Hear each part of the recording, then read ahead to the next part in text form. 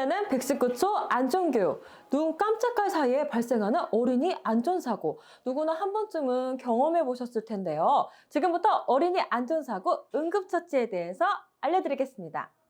단순히 코피가 난다면 엄지손가락과 검지손가락을 이용해 코 전체가 아닌 코끝을 잡아주세요. 이때 고개는 앞으로 숙이셔야 돼요. 만약에 고개를 뒤로 젖힐 경우에는 호흡기관으로 기도가 막히기 때문에 위험합니다. 15분 동안 지혈이 되지 않는다면 119에 신고해주세요.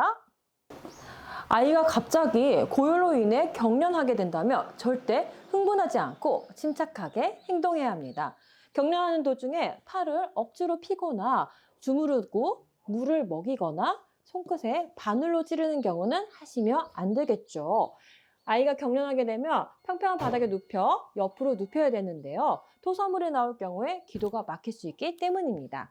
미호수 마사지를 이용해 손끝부터 열을 낮춰주시기 바랍니다. 119에 신고하는 거 잊지 마세요. 네, 이렇게 벌에 쏘인 경우에는 벌침을 제거해야 되는데요. 쪽집게가 아닌 마그네틱 카드를 이용해 피부를 긁어내듯이 벌침을 제거해야 합니다. 쪽집게를 이용할 경우에는 오히려 벌침이 더 깊게 박히기 때문인데요. 네, 피부를 부종을 가라앉히기 위해서는 얼음 주머니를 차갑게 데워서 부종을 가라앉히시기 바랍니다. 만약에 호흡곤란을 동반한 과민성 쇼크가 발생한다면 바로 119에 신고해 주세요. 네, 평소 안전수칙을 숙지하고 미리 예방하여 안전하시기 바랍니다. 그럼 모두 안녕! 안녕하십니까. 경기도 소방재난본부 김민주입니다.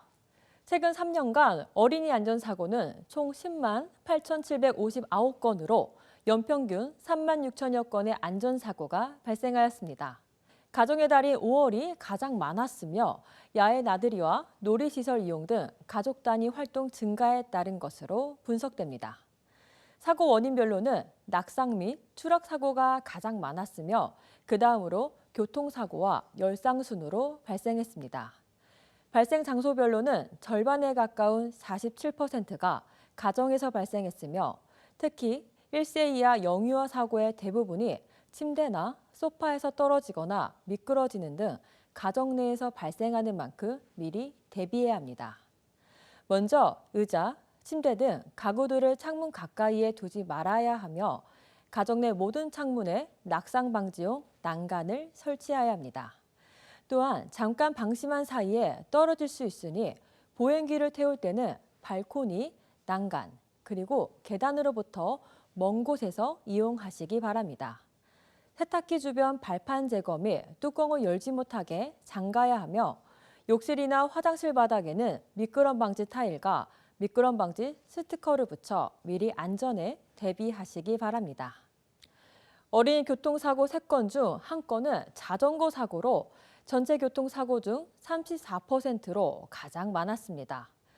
어린이 교통사고 예방을 위해서는 갑자기 도로로 뛰어들거나 도로 또는 차량 주변에서 놀지 않도록 어린이 교통사고 예방에 대한 교육이 필요합니다.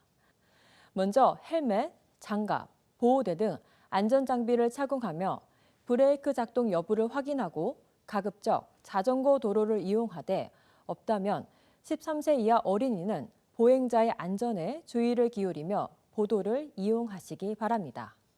골목길과 아파트 주차장에서는 반드시 정지하여 주의를 확인하고 횡단보도를 건널 때는 내려서 끌고 걸어야 합니다. 기본안전수칙 준수 등 사고 예방을 위한 인식이 중요하며 더불어 어른들의 각별한 보살핌과 주의가 필요합니다. 고맙습니다.